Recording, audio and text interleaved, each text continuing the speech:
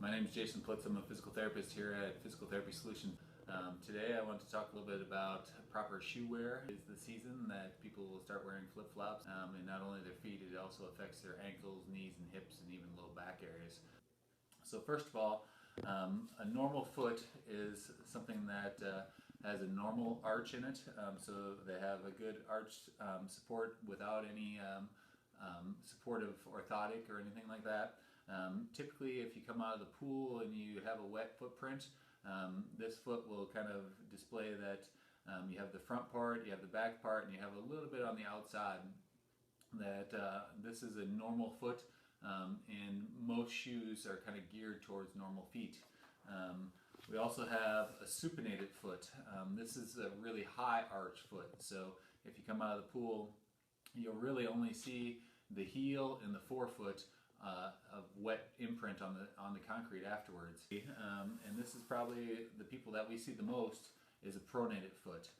This is where the arch has truly fallen down, and so when they come out of the pool, you can see the entire foot. The arch is actually down in a wet spot where the arch is, and then the foot itself is rolling in. And we put most of the weight on the outer rays of our foot, and then as we toe off the front two toes, your big toe and your second toe as you walk. So that's important when you look at older shoes that have some wear and tear on them, is that where you have the typical wear and tear on. So if you have a pronated foot and you don't have a good shoe underneath you, basically what will happen is that foot will roll in and you can see what happens at the knee. So the ankle is sitting in there and it's controlling these two bones, and so if it's a rolled in foot or an over pronated foot, the whole knee tends to roll in and rotate, which contributes to a lot of pain at the knee and occasionally some pain at the hip as well. So it does affect what goes on further up the chain. So I brought in some typical shoes, flip-flops that have absolutely no support. They look pretty and you can get them in multiple colors for $2.99, but they are not very beneficial. So if you think about how you would land on your heel and rock on through here, this really has no support whatsoever. The fact that your toes have to hold these things on as you're walking changes the mechanics of your feet. So normally when you walk, as you land and your feet come down, your toes are actually digging into the ground. When you have flip-flops on or sliders, you're trying to keep your toes up to keep your shoe on, and it really messes with the mechanics of your foot, which can contribute to pain.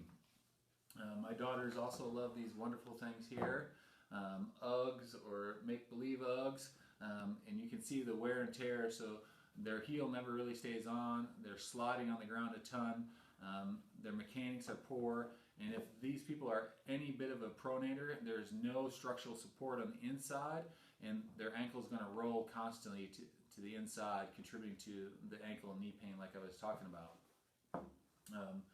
Flats are very similar. Again, if you look about the thickness of the sole, there's really not much thickness to allow for cushioning or shock absorption. And so we like to see a lot of cushioning and shock absorption because unfortunately our world is full of concrete now, and so it's not like we're landing on soft ground anymore.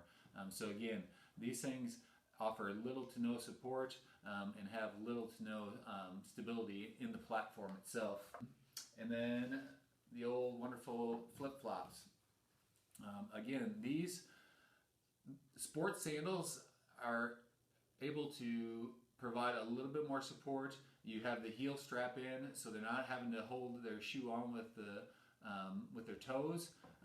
But anything that you're flip-flopping in, again, you're going to get a lot more wear on the posterior heel just because of how they're sliding out and sliding down. So even traditional Birkenstocks, unless they have a heel strap, I'm not a huge fan of. And lastly, the thing that I would look for is a good tennis shoe. So a good tennis shoe will have a very thick sole on the back side, because as you land, you're going to heel strike, and that's when all your weight's coming down and transferring through the back of your shoe. After you land, you kind of come forward and you rock and you roll off that toe, so you still see a fairly decent platform of the polyurethane foam that's in the front. If we cut these apart, you can also see what they've engineered and designed in the shoe. So in the backside, you either have, depending on what company you have, they have their own technology of shock absorption. So you can have a gel pack, you can have an air pack back here, you can have multiple hex pads.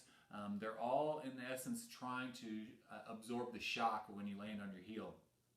And then you transfer that over, and then most of them are going to put all your weight's going to be on the ball of your foot as you start to toe off, and so you have some sort of shock absorption or cushioner up on the front aspect of that too, and that allows for that transfer of weight and force to basically provide a good stable platform for your foot, as well as good soft cushioning and support that's going to make it feel good to you. Here locally we have Thompson Shoes-Manchester. Shelly does a wonderful job of picking out the right shoe for the right foot there.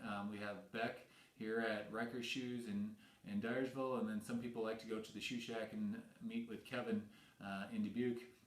All those people do an excellent job of really picking out the correct shoe for your foot, and it's very, very important in the future. So if you have any questions, feel free to give us a call here at either the Dyersville office or the Manchester office. You can also find us on the website with a lot of educational tools and videos there as well at ptsiowa.com.